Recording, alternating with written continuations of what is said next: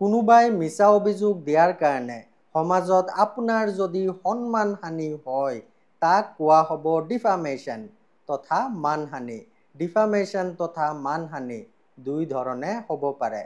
Liable, কোনোবাই social media বা news পেপাৰত আপোনাৰ বিৰুদ্ধে এনেকুৱা কিছুমান কথা লিখি দিলে যি অভিযোগ সম্পূৰ্ণ মিছা, যাৰ কাৰণে সমাজত আপোনাৰ যদি সন্মান হানি হয় তাক কোৱা হ'ব লাইবেল ডিফামেশ্যন।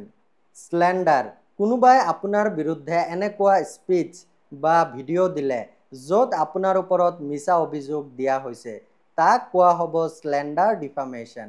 ডিফামেশ্যন তথা মানহানি ক্ৰিমিনেল ল'টো আছে আৰু চিভিল ল'টো আছে।